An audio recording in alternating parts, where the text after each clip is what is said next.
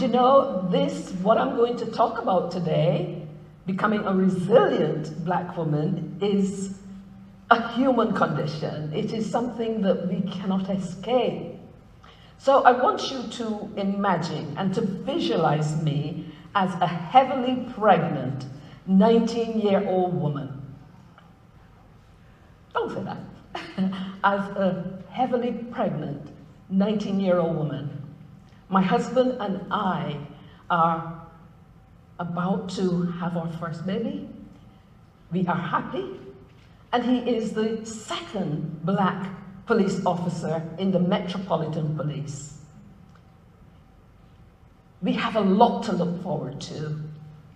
It is his first night in a police car, and he returned home very excited and said to me, "Lynn, come and see me at the window." I watched him as he drove out of the gates of the police accommodation where we lived.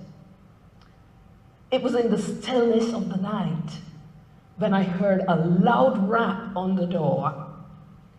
I stumbled and I walked to the door, and there I saw the foreboding shadow of two police officers. My heart skipped a beat. They said, "Mrs. Ince, your husband has been in an accident and we need you to come with us." On the way to the hospital, I was gripped with fear. I was frantic. I was worried. I was wondering what had happened to him.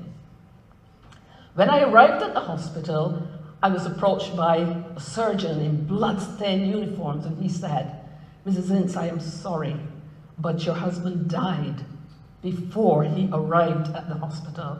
I was instantly caught up in a whirlwind of grief.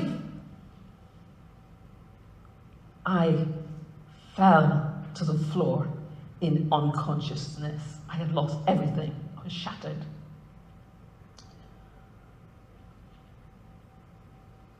I then gave birth to my son 9 days after my husband had died. It was my 20th birthday.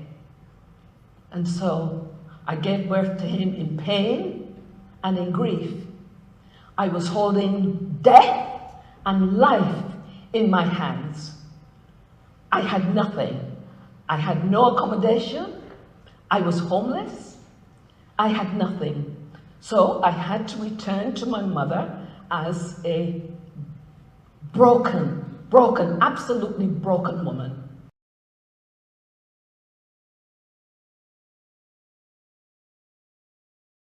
I took 3 strategies, and these 3 strategies were very, very important in helping me to grow and to develop. So first of all, I developed the spirit of audacity. And the spirit of audacity is a fighting spirit. It is a spirit of braveness. It is a spirit that dares to win. The spirit of audacity is a spirit of courage when you feel as though your knees are buckling and you are going to collapse. That was what I went through. While my son was growing, my little Michael, I called him Mike, he was growing, he was developing, I was fighting for compensation for the death of my husband. It was a battle that took 3 long years, but I won, and it became my first victory. I wasn't fighting as a widow or a woman, but I was fighting as a Black woman because I had been denied compensation. It would take me some time to recover and to grow out of adversity, but it was what I intended to do. The spirit of audacity would not allow me to be silent or to give up, but to fight with perseverance. In my heart of hearts, I knew that I had to turn around my circumstances.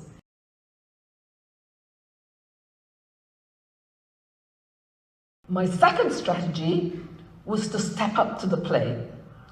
Stepping up to the plate, I saw discouragement, I saw low self-esteem, and I saw fear, and I prayed hard to overcome the fear.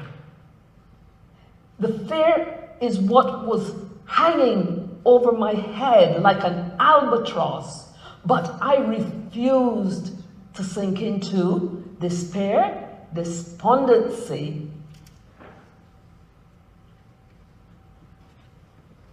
Fast forward, my son is now 11 years old.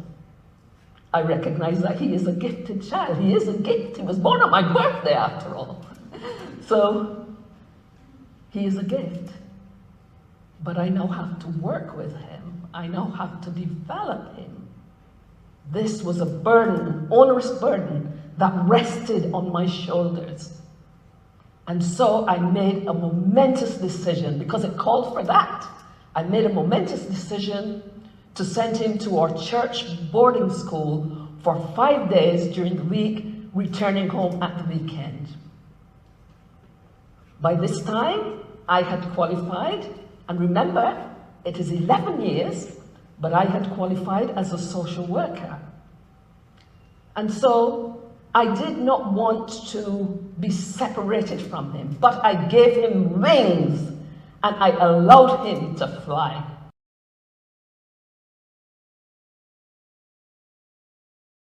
Third, I reclaimed and reframed my experience. So now, in reclaiming my experience, I reclaimed who I was. I was growing, I was developing. I reclaimed my faith, and my faith became the narrative now that was driving strength over weakness. My strength gave me hope and the will to survive. I now began to trust in my God, and He allowed me to become successful. In reframing, I decided that I wanted to become different. And being different often meant that I had to stand alone, but I stood up for what I believed in. There were times when people thought that there were places I couldn't go, but I didn't look at the mountain, but I thought about how I could climb it. I didn't look at the giant, but how I could conquer it.